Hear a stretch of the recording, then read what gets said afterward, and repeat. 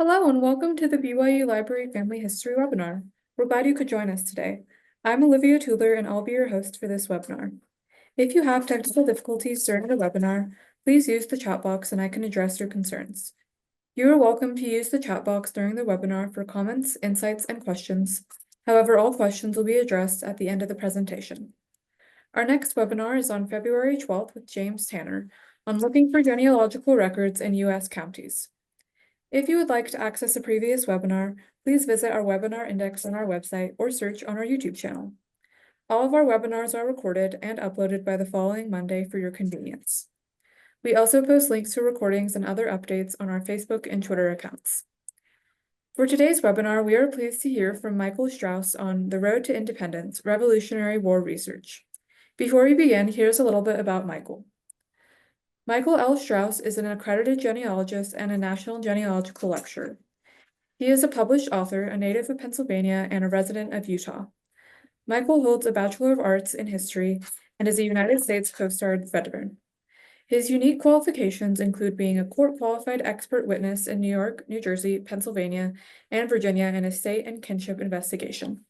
His military research work appeared in 2 episodes of Ancestry-sponsored Route/Traveled in 2021 and 1 episode of the Ancestry-sponsored Australian television show Every Family Had a Secret in 2023.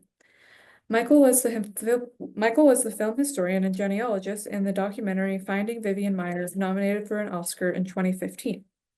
And we'll now turn the time over to Michael. Thank you, Olivia. I appreciate the kind invitation to come and talk for BYU on a subject that I do absolutely enjoy. Well, this year, 2025, marks the 250th anniversary of the beginning of the Revolutionary War. And you should see my screen. Olivia, can you just confirm that you can see my screen okay? Yes, it's working great. I'll put the Great. handout link in the chat too. I appreciate that. So yes, the war did start 250 years ago, and obviously the road to war was rather complex and complicated, as what had emerged were tensions between Great Britain and their young upstart colonies here in the United States. Well, certainly not the United States at that time, but their colonies overseas. And this really all begins early on, many years earlier, starting as early as tensions that started to arise during the French and Indian War, with the passage thereafter of the Sugar Act in 1764, the Stamp Act in 1765, the Townshend Act in 1767, followed by other acts known as the Coercive Acts of 1774. And of course, there were some other events that happened: the Boston Massacre of 1770, the Boston Tea Party in 1773. All of these events together, not by themselves, but together, led the colonies to war and against their mother country of Great Britain. Now, this image is a well-known painting by Howard Pyle, painted in 1897. It was simply titled The Battle of Bunker Hill. The original objective of the British was actually Breed's Hill, which was a neighboring hill. So this was a periphery fight, meaning it was not the actual objective of the British Army. It was a neighboring hill. However, the victory was what was military historians term as a Pyrrhic victory, a battle that was won at too great a cost to that of the victors, as the British were finally able to take the defenders' lines at the top of Breed's Hill on the third and final attempt. So I think this is an appropriate image to start our talk out with this subject matter. Now, most people that begin doing research on locating their Revolutionary War ancestor, most people like to start with trying to find out if someone served in the war, and will naturally gravitate towards looking at service records. That's a natural place to start. So service records during the Revolutionary War period come from this man. His name was Fred Ainsworth, And the compiled military service records were organized, indexed under his direction and that of his clerks. These again are referred to as compiled military service records, or CMSRs. Now, you have to know a little something about Ainsworth. Ainsworth was appointed the head of the Record and Pension Office, a position he held since the 1890s. In 1889, this was called the Record and Pension Division of the Surgeon General's Office. Now, it was Ainsworth's responsibility to take in applications for men and widows alike who had served, men who had served in previous wars. Obviously, many of them were from the Civil War period, the Indian Wars. Some were earlier from the Mexican-American War, and certainly even some seldom find men from as early as the War of 1812. However, what Ainsworth did was he would take their applications and then would try to determine whether or not their application was valid. So he had to determine whether or not the individual had served, and if so, in what capacity, and if they served long enough, according to the pension laws. Now, Ainsworth approached the War Department and asked if he could catalog and index all the previous wars. So all the volunteer military forces that served during the Revolutionary War were included in his request to the War Department. And when he created these records, they were created and then eventually made their way to the collection of the National Archives. Now, the National Archives was founded in 1934. The act to create the archives, where these records were then placed. Interestingly, though, Ainsworth didn't live long enough to see the archives opened, as he died the same year in 1934. However, his records have survived. So this is an example of a typical compiled military service record. So it always includes the name of the soldier, in this case, Andrew Pollard. You usually always get the military unit, regiment, battalion number, or designation. In this particular case, Andrew Pollard served in Patterson's battalion of the Flying Camp. And we also know that this was from the Revolutionary War because it tells us that below. So Ainsworth, when he did all the wars, to keep the wars separate from one another, he added the war period in the index card that you see here. So there's no guesswork involved. He also included the rank in and rank out of the individual. So Andrew Pollard, enlisted as a private, was discharged as a private. There's not a lot of records in this particular man's muster roll and collection, as there's only one card showing. Now, obviously, for other wars, there might be multiple cards, a whole page worth with every one of these lines filled out. But just keep in mind that for each war, it might differ by individual. For this particular person, there's only one card included. At the very bottom, you see the number of personal papers. Now, personal papers were those that were personal towards the soldier himself. If the soldier was killed during the war, there should be a casualty sheet. If the soldier was captured, if the soldier was wounded, if something happened that was unique to that soldier, there should be some record of a personal paper for that individual. Below that is a bookmark notation number. Not all files have these. These records have never been digitized. You will have to reach out to the National Archives, to the Archival Division, and request the archival file for the bookmark notation file. It's part of what is called the Adjutant General Office, or the AGO office. All they need is the name of the soldier and then the series of numbers you see here. That's all you need to fill out on the request slip. R&P for Record and Pension, file number 488296. Very simple. Now, what kind of information is included in these bookmark files? These were files and extra records that Ainsworth had collected after he indexed and cataloged these documents. He may have found an additional record in another source, from a Treasury record or from a record from the Department of the Interior, or maybe a record from the Department of State, and it was simply added later on in time and created a separate bookmark file notation. At the very bottom, if the soldier, only if the soldier used an alias, it would list another name in which the soldier may have enlisted. This was more prevalent during the later Civil War, as men would often take the opportunity to enlist, become deserters, and then re-enlist under an assumed name. Very seldom do you see this during the Revolutionary War period, but it is there nonetheless. Now, if we look at this record, we know there is one document inside. The record you see here is the document that's found within the index card, the index pouch.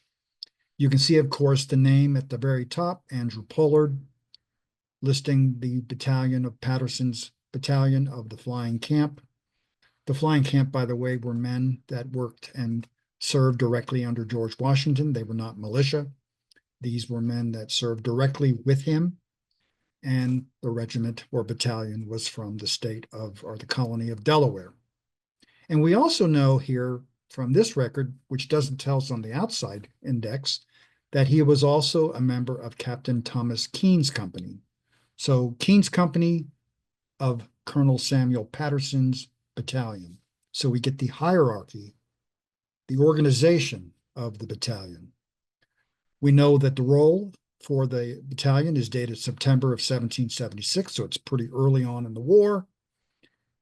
But what I really like about this record is we are able to determine what the soldier actually looked like. We know he's about 39 years of age. This comes from the original muster rolls. We know he's about 5'5". He's a fair complexion, dark hair. We know that he enlisted in Newcastle County, Delaware, and he was born in Suffolk, England.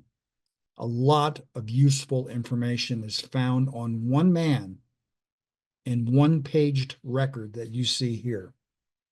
Now, if you don't find your ancestor listed on the compiled military service records, it's likely that Ainsworth didn't have those records and was not able to catalog and collect them.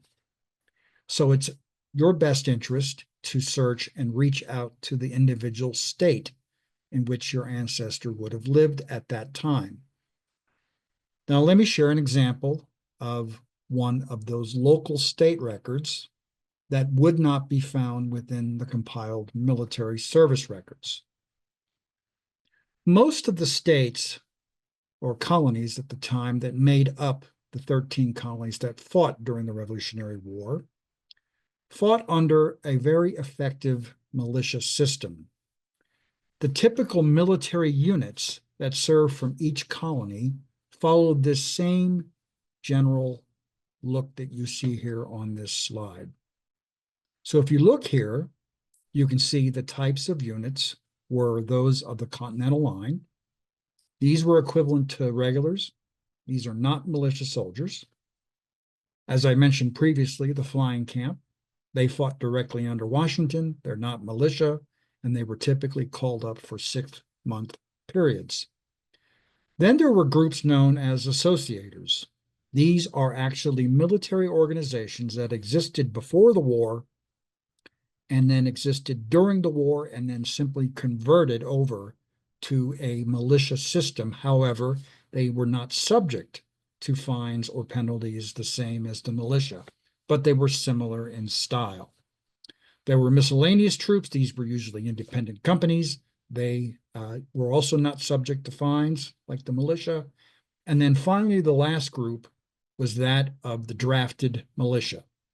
These men were called up by class.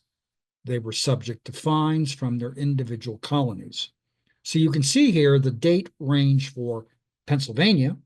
The colony of Pennsylvania covered March of 1777 through the post-war period. That date of 1777 is not by happenstance. That is the date that Pennsylvania, their General Assembly, passed their Militia Act. A previous act was passed during the French and Indian War in 1755. This was another act that picked up from the first. And this took in white men only, ages 18 to 53, who would then be obligated to serve for 2 months on a rotating basis. In March of 1780, Pennsylvania passed yet another militia act, which picked up where the 1777 Act had left off. But overall, if you look at each and every colony, you're going to see each colony is going to be organized very similar to this structure and this style that you see for the organized military units by each colony. They're all going to have miscellaneous troops. They're all going to have associators. They're all going to have drafted militia. They're all going to have continental troops. They're all going to have flying camp. Now let's break down that class system within the drafted militia just a little bit more, just dig a little deeper. So in Pennsylvania, and again, each colony is slightly different, county and colony lieutenants kept rosters of men in which these roles were established in each of the counties, and they would consist of 8 different battalions. Each would be roughly the size of 8 companies of men of about 80 to 100 men each. When the men were conscripted, drafted, they were usually assigned a class number between 1 and 8. Of course, this depended on the needs of the colony, depended on the needs of the county. So when you see this chart here, men could either be active duty or inactive duty. So the active duty role is the second column.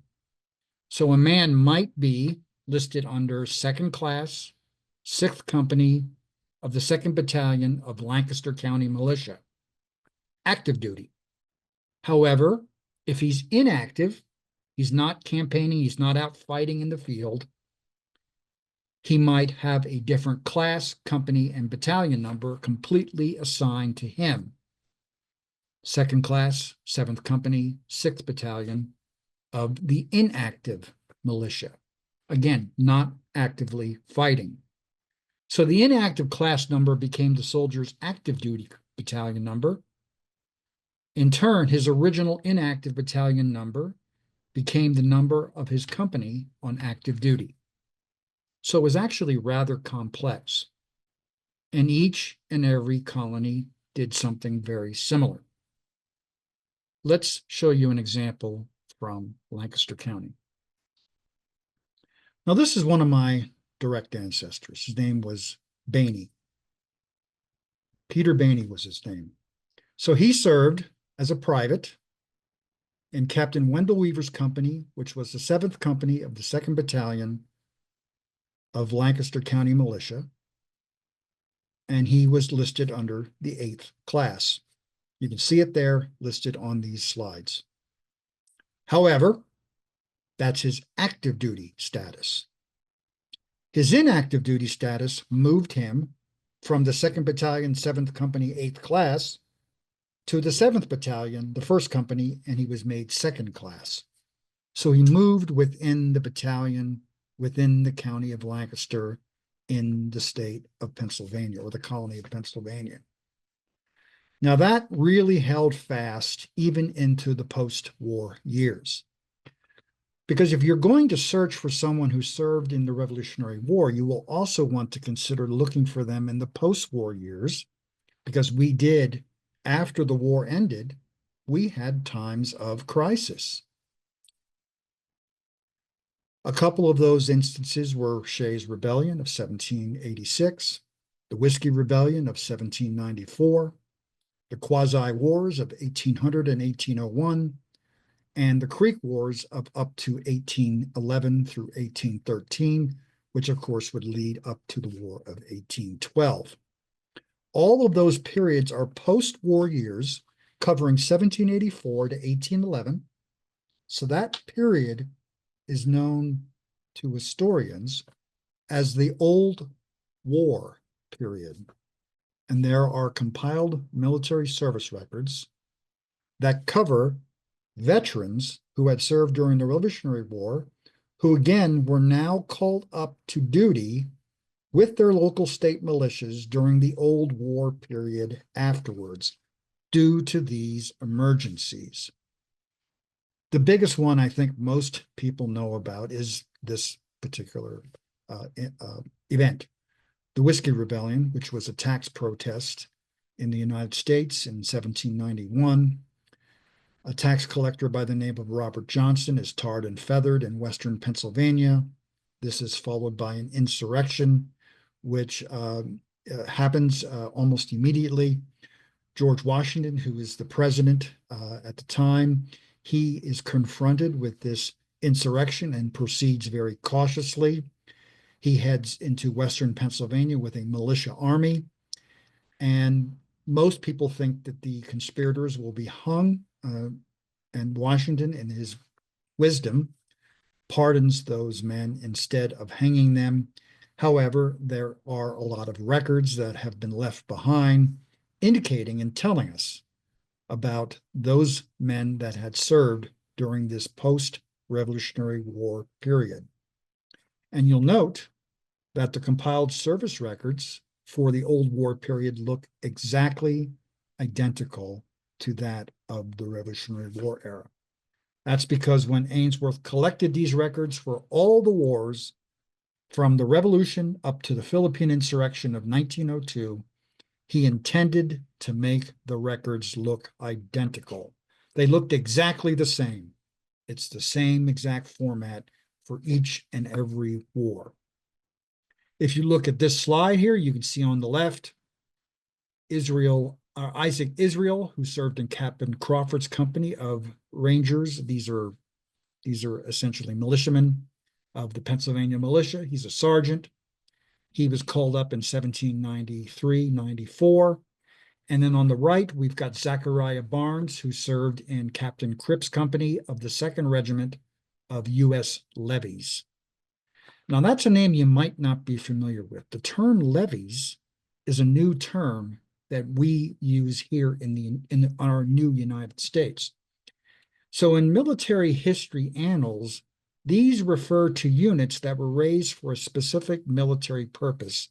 However, they were done for a temporary basis. U.S. levy regiments, which we had 2, were the forerunner of our modern United States regular army. They became the regular army. They were called levy regiments following the end of the Revolutionary War. So there were levy regiments, and then there were militia regiments for each and every new state in our republic. Now, once you've established service, whether through the old war period or through the Revolutionary War era records that are available through Ainsworth's collections at the archives, or you've searched them at any one of the multiple states in which your ancestor served from the local militia end of it. Regardless, you've established service. The next logical place you'll want to look will be, of course, pension records. And if you're going to look at pension records, you need to look at the other side of the coin, which are that of the bounty land records. They work hand in hand. Let's talk about pensions first. So pensions were granted to veterans or their dependents who served during the Revolutionary War and, of course, the Old War period. There were numerous acts. The Revolutionary War era acts started as early as 1776, so during the time of the war, these were passed by the Continental Congress, the Second Continental Congress, all the way up through 1780, 1783. Each and every several years, a new pension act was passed by Congress, all the way up through the last act of 1878. It's hard to imagine a Revolutionary War veteran or widow still surviving as late as 1878. However, there were a handful. Now, what you see here on this screen is just a page from the Act of 1832, and I've bolded it in the list of years that you see here, and there's a reason. The 1832 Act for pensioners of the Revolution was the easiest act to get approved by. It was the one with the least restrictions. It was the one that was most amenable to the men to have to apply for and to be approved for a pension, or their widows. They didn't have to serve near as long. There was a lot less restrictions on the pension rolls. Thus, it was a really good act to apply under. If you look at the date, June 7th, 1832, so this is a page from the statutes at large, our congressional record, our laws, you can see behind it in parentheses is a series of numbers. 4 Stat 529. The 4 is the chapter number of Congress. The stat is short for statute at large, and page 529 is the beginning page of the act, which will go on for several pages. Now, as I said, you have to look at the bounty land as well. Fortunately, these index cards will include the pension and the bounty land information together on the same index card. For bounty land was awarded by our federal government and by state government, which is not included in this particular section now. We'll go over that later, between 1776 and 1855. 1855 is the last year that federal bounty land is applicable. There were general acts that covered 1850 and 1855. Again, the last act was 1855. You can see the first act of 1776 through the last act. And like the 1832 Pension Act, the Act of 1855 was the easiest one and the one most amenable to the veterans to apply for, in which they would likely be granted and approved a tract of bounty land. And again, the same thing here, where you get to see a page from the congressional record. Now, where is the land? We know the pension is going to be a cash sum of money. However, the bounty land will actually be land granted in some part of our country. Well, bounty land was dependent on a lot of different factors. Again, the different act, the different years, and again, that would open up each of these new areas in the territories where the land would then become available. It all began with the state of Ohio. Ohio had several different tracts of land that related to bounty land. There was a U.S. military district, but there was also a state area that was set aside for Virginia soldiers that was also applicable for the state of Ohio, what would become the state of Ohio after 1803. But if you look at this map here, you can see there's a lot of other land areas that were set apart for those states, so state bounty land, in which veterans could then apply for as well. Veterans could apply for federal land, but they could also apply for state bounty land. The only state that did not allow you to do both and made you choose between one or another was that of Massachusetts. You had to choose. It was the only one that didn't let you do both. Every other state allowed. So you can see on this map the area for New York, Pennsylvania's land, which was called donation and depreciation land. Maryland had their own land reserve. Virginia and North Carolina had a section, South Carolina, and then there's U.S. land in the territories in Illinois, Indiana, and what would become Arkansas and later Mississippi. So all of these land areas are either going to be federal or they're going to be state bounty land areas. And again, all applicable to the veterans when they applied after years after their military service. So let's get a look at a pension application to show you the series of numbers to show you that they exist on the same index card. What you should be aware of are the abbreviations that are used on these indexes. W, followed by a series of numbers that you see in this example, is a widow's pension. Widow pension number 20603 for whoever the widow is. S is for survivor, so is S followed by a series of numbers. This is for the invalid. This is for the veteran himself. No one else applied but the veteran.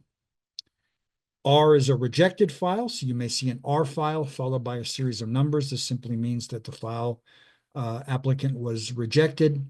I personally have found those to be the most the best records to look at, because oftentimes the veteran applied, was rejected, reapplied, maybe was rejected a second time, maybe was rejected 3 or 4 times.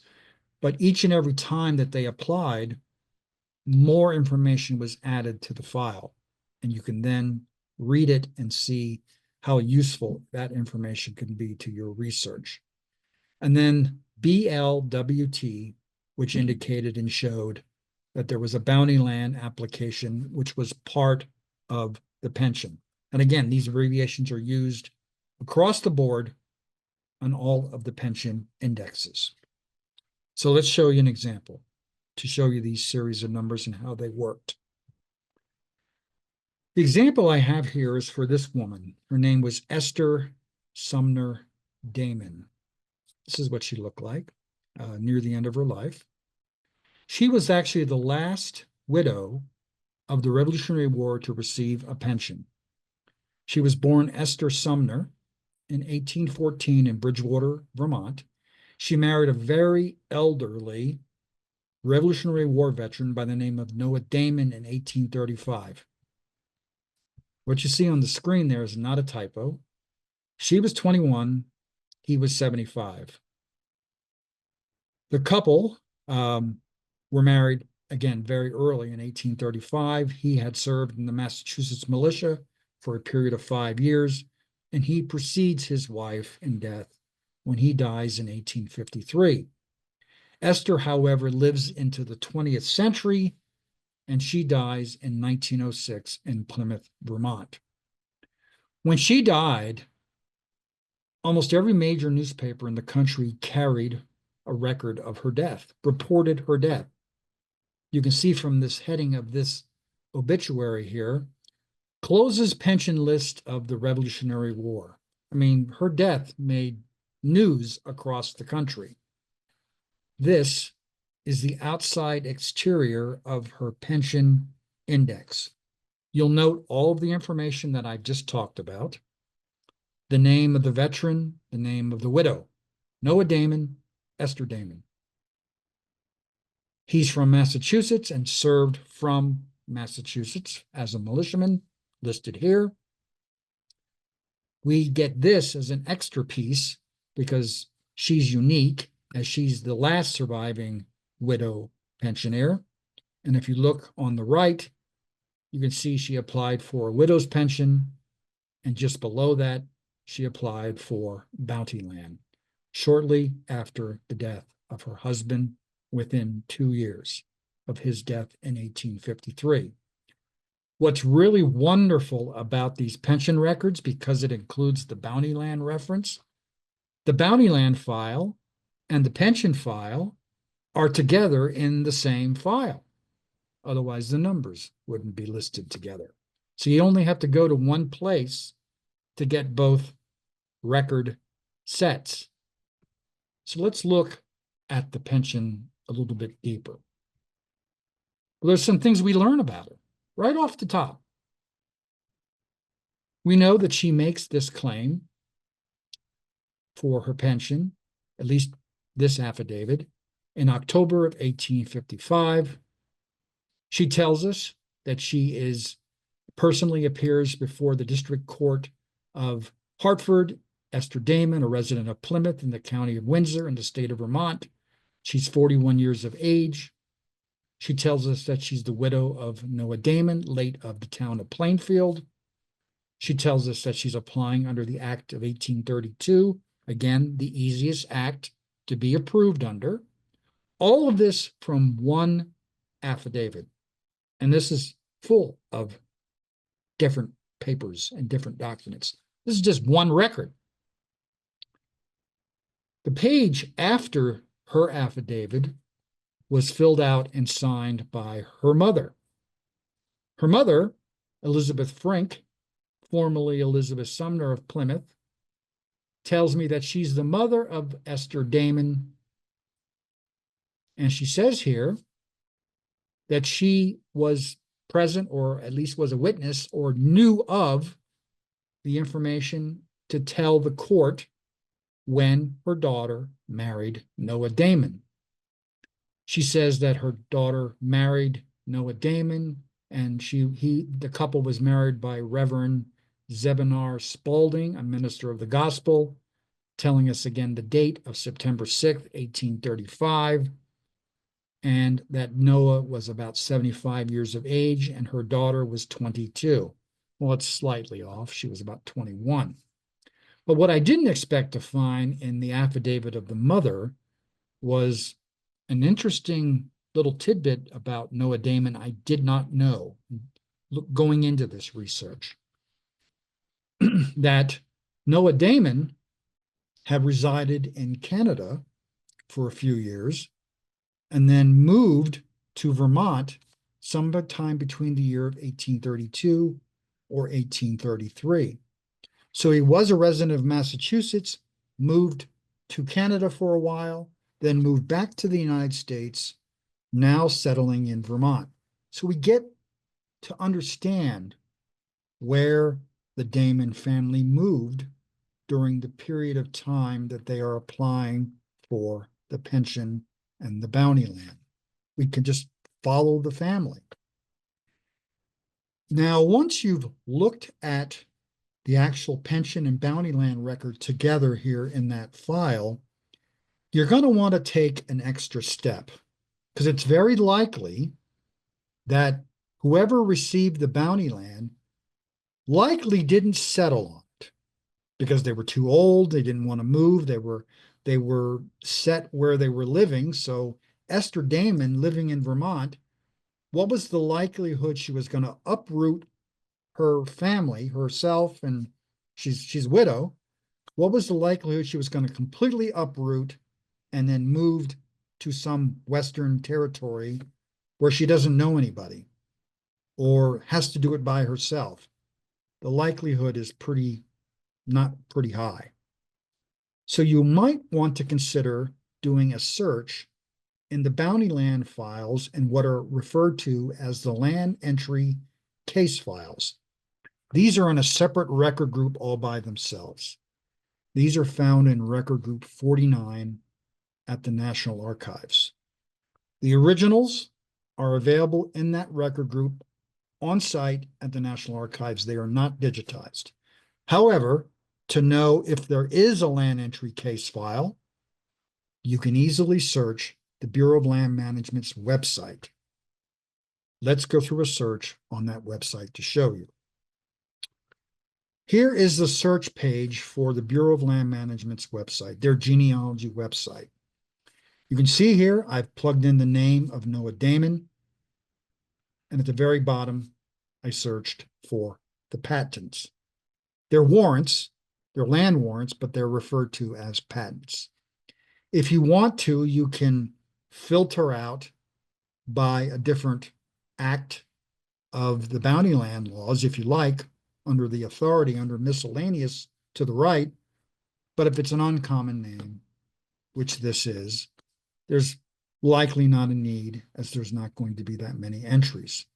I didn't filter anything. I just searched on that name only. There were 3 entries for someone named Noah Damon. Well, if you look, you can see the one at the very bottom clearly relates to our veteran soldier. Noah Damon, Esther Damon, it's the right couple, but if you look to the 2 above, it's Noah Damon and Elizabeth Damon, Noah Damon and Elizabeth Damon. This is another Noah Damon. So the one I was interested in was the 3rd and final record. I clicked on that, and what came up was the details about that military record, that land patent for the bounty land. So if you look here, you can see all the information it supplies us. It tells us a lot. We know it's a military warrant, so we know it's based on military service. It's not a cash sale. It's not something that was homesteaded, nothing like that. It's based on military service. The parties are the three that I've listed here, Noah and Esther Damon, and a man named Samuel Rice. Now, we don't know his relationship yet, but we have a pretty good idea. Remember, she's not settling on the land. She's going to be selling and assigning the land to someone else. Samuel Rice looks to be the likely candidate, according to this record. You can see here, it tells us the number of acres, 160. We get a file number, 36643, and we get the authority, which is the Bounty Land Act of 1855. Now, if you recall looking at the index card that showed Noah and Esther with the numbers, the BLWT number, take a look. It's from the original slide a few slides earlier. You can see the numbers match up exactly spot on. 36643-160-55. File number, acreage, year of Bounty Land Act, in that order. Now, because you can't see the entire file, you can only see one page that they've digitized. Here is that page. At the very bottom, well, first you can see the names of the parties up top, the file number, the acreage, the name of Esther and Noah Damon, a private late of the Revolutionary War. But at the very bottom, it tells us that Samuel Rice is the assigned individual in which Esther Damon would sell the land to. Now, they would agree upon a price. It's recorded in the file somewhere. However, it's not listed on this particular record. So when you order the original file, again, this is only one page. If you order the original file, this is what you walk out with. You walk out with, I wish I would have scanned this in color. It doesn't do it justice. It's in black and white.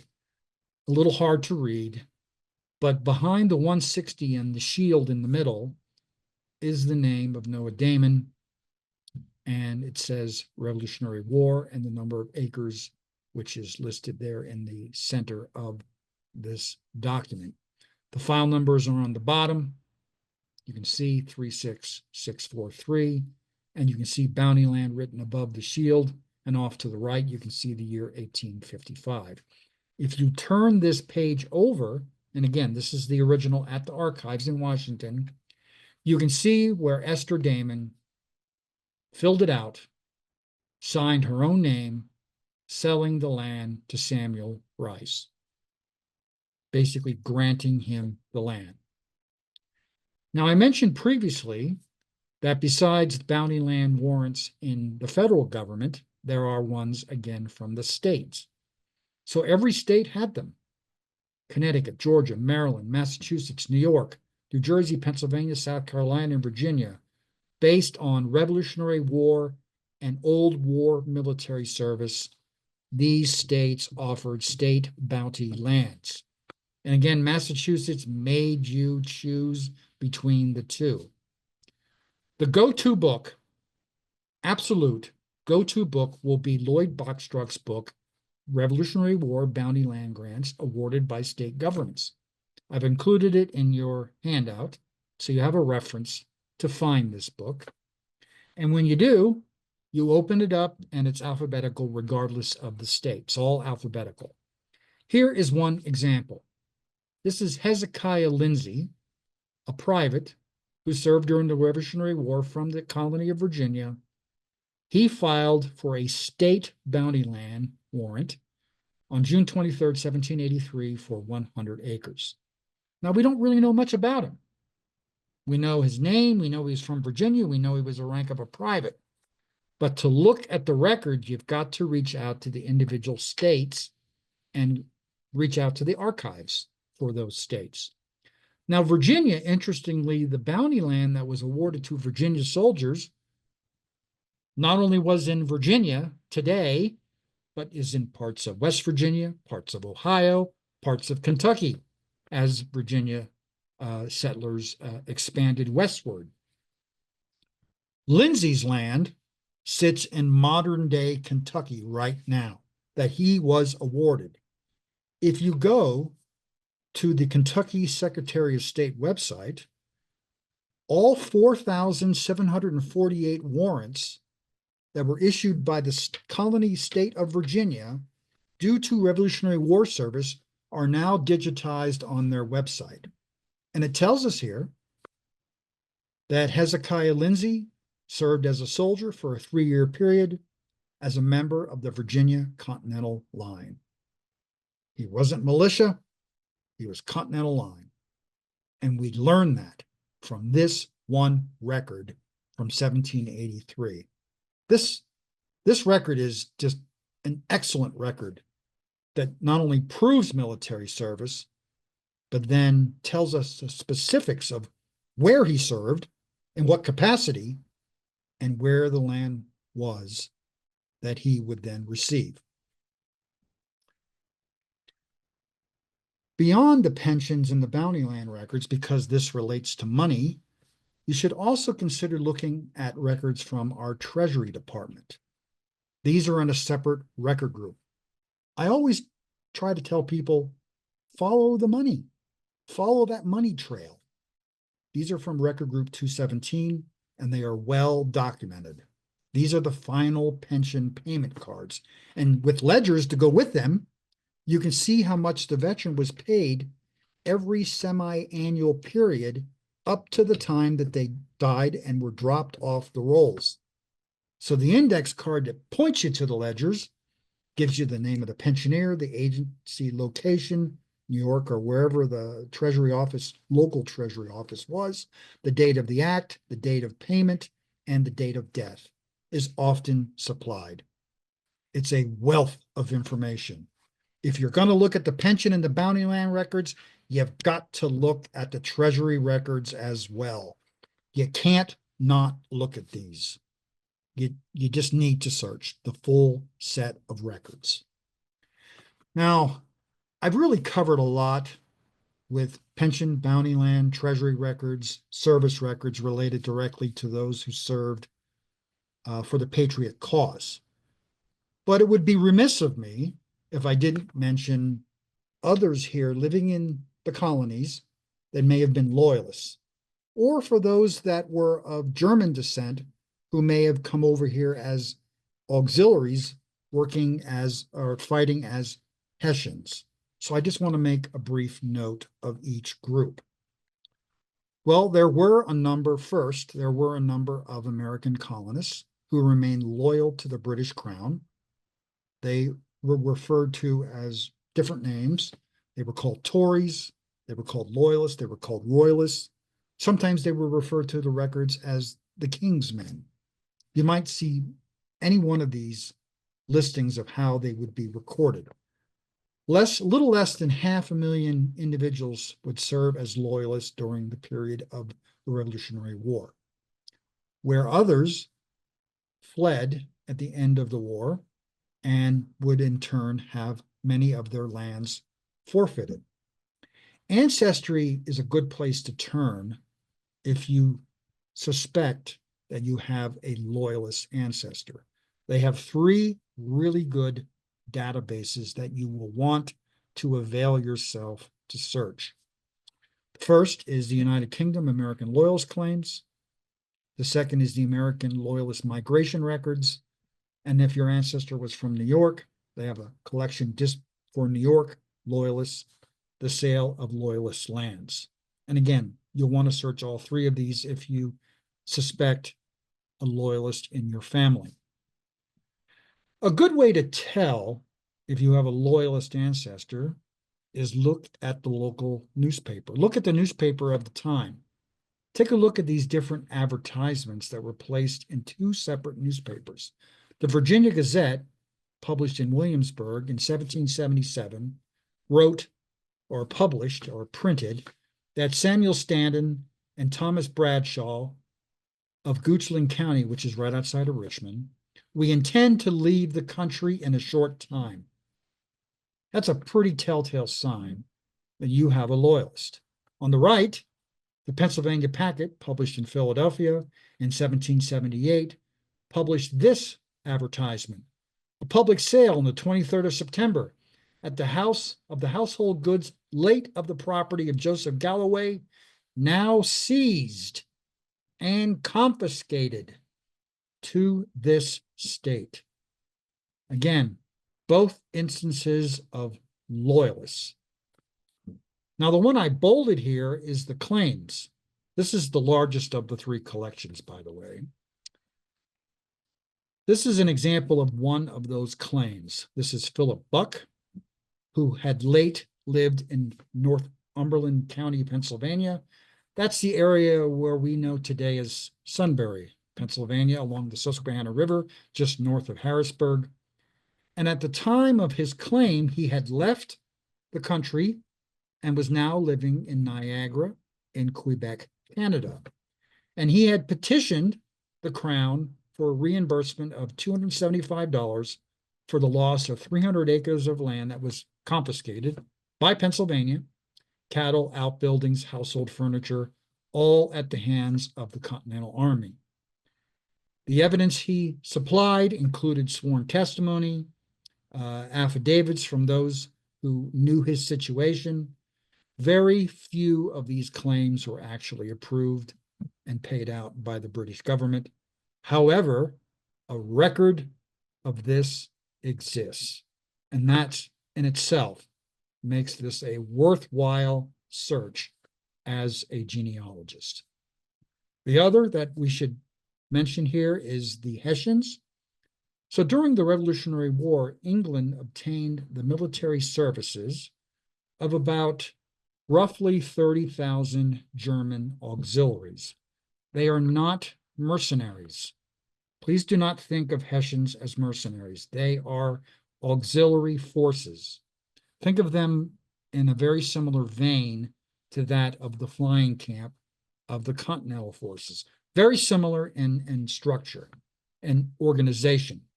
Most of the Hessians were recruited from several different city-states: Kassel, Hessen, Prussia.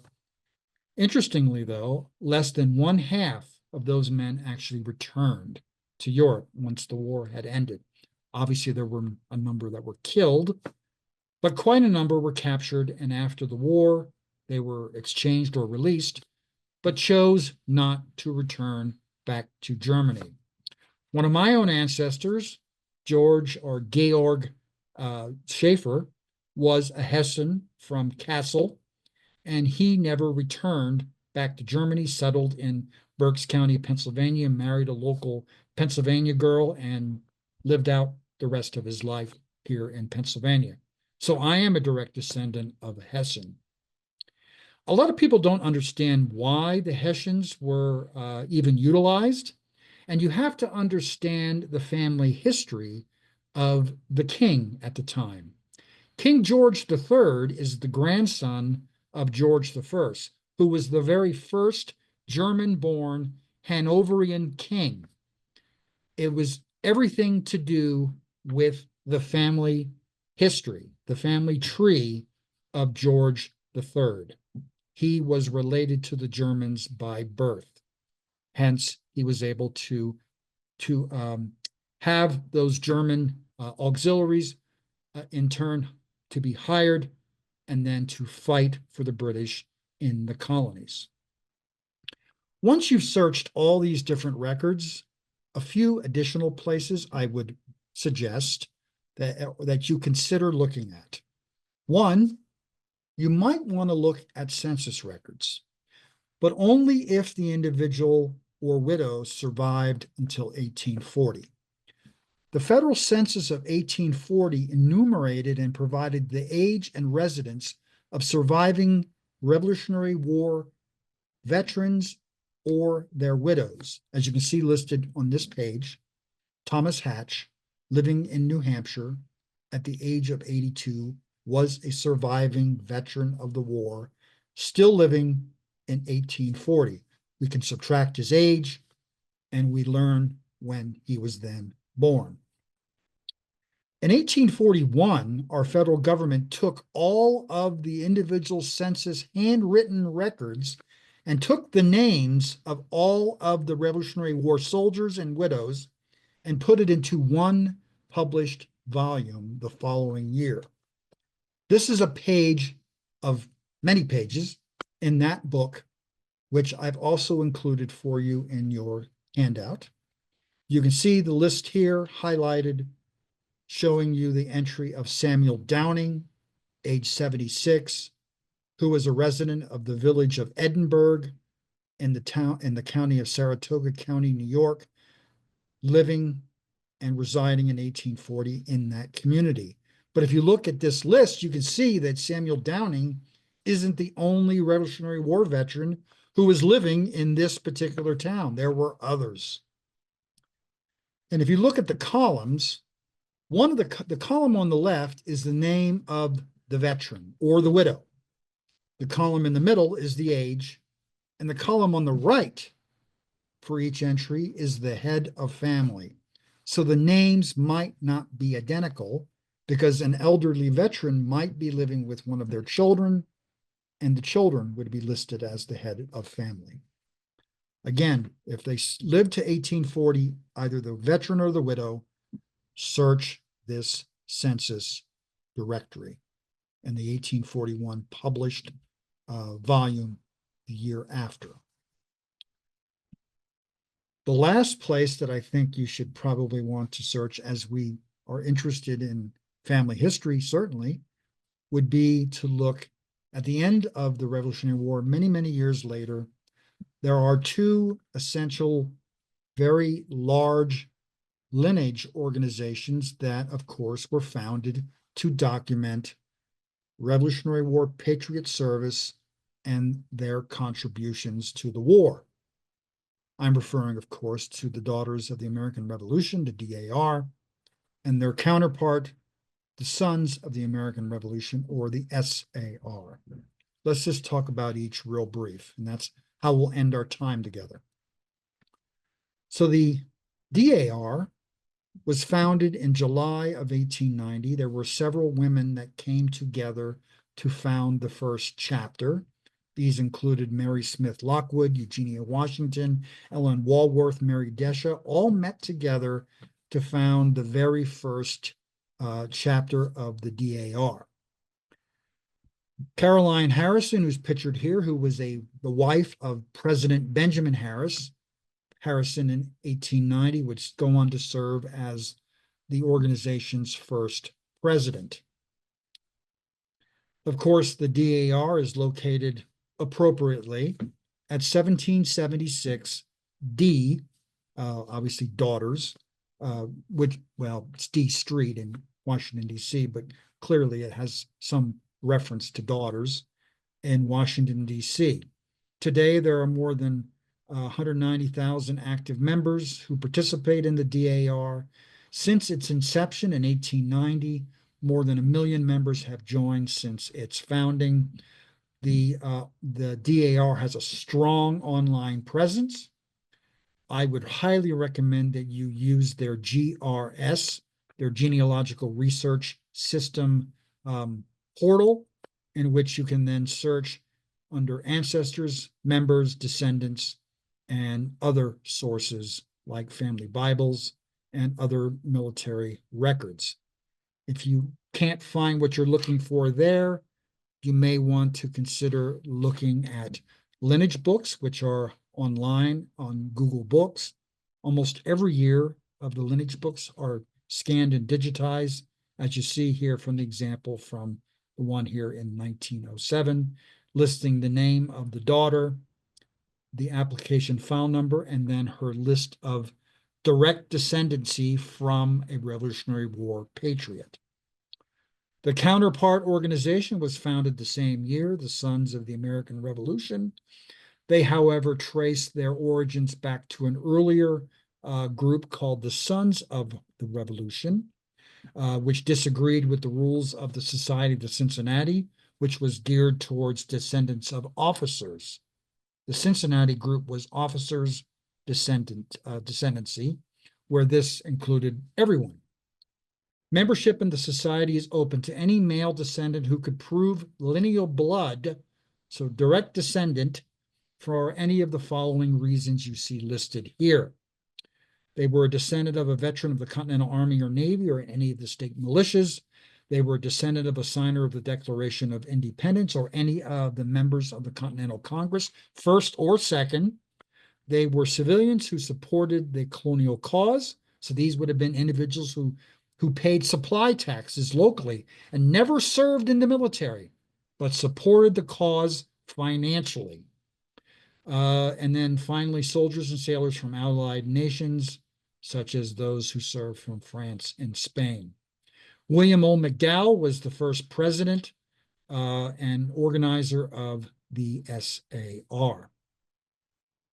Here's an example of an SAR application that's found online. The Empire State Society chapter of the SAR has their applications digitized online. They're on Ancestry, and they're also found on Fold 3. So you might want to look to see if a Patriot ancestor of yours had a file, again, from a descendant of a son of the American Revolution. But you'll note here, it includes a lot of useful information. I'll tell you what I really like about these SAR applications, at least for these early chapters, is it not only tells you the lineal descent going back from the applicant back to their Revolutionary War progenitor ancestor who served, and to tell us in what capacity they served, what unit, battalion, regiment, that information, but we also get lineal descent from that applicant as well.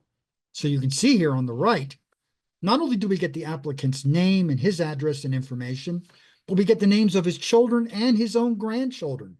So we are actually, in reality, we are actually doing ascendancy and descendancy research all in one application. I'd like to end as I began with an image.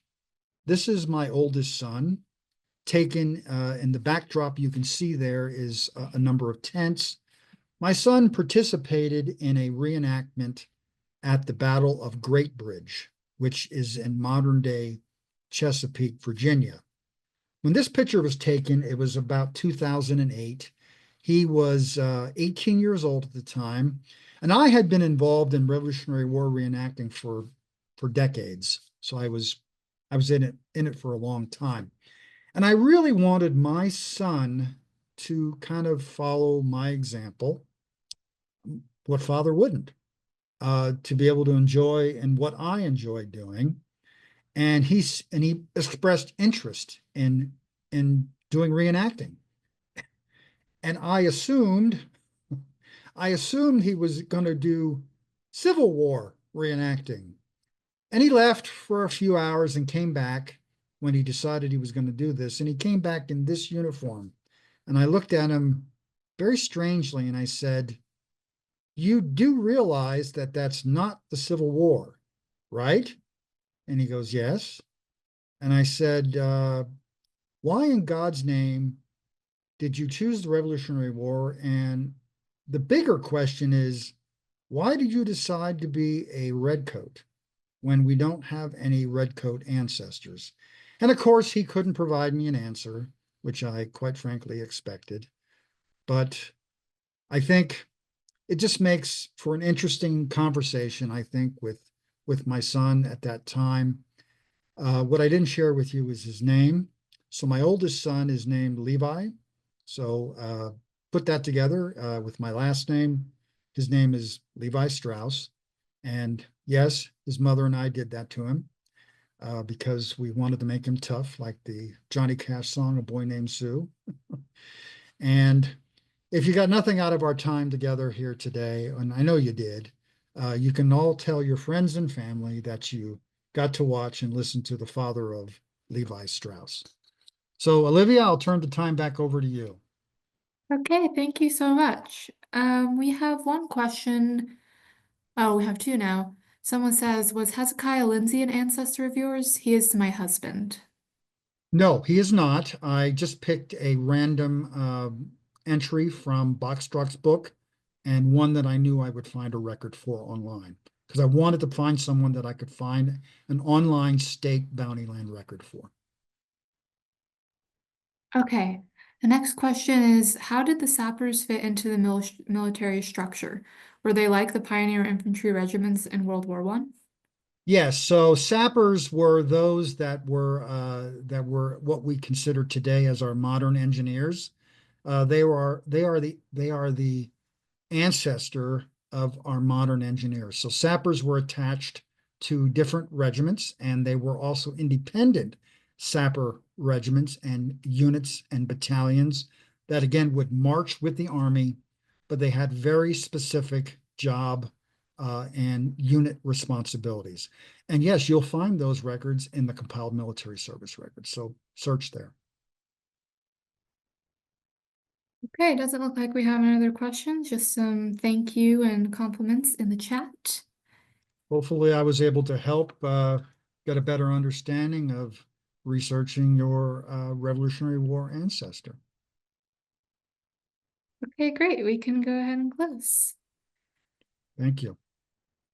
Thank you so much, everyone, for joining us today. We hope you will join us for our next webinar, which is on February 12th with James Tanner on looking for genealogical records in U.S. counties. A recording of this webinar will be made available next week. You can view that on our YouTube channel or on our website. If you have any comments or questions, you can always email us at fh_webinars@byu.edu or follow us on Facebook and Twitter. Thank you and have a wonderful week.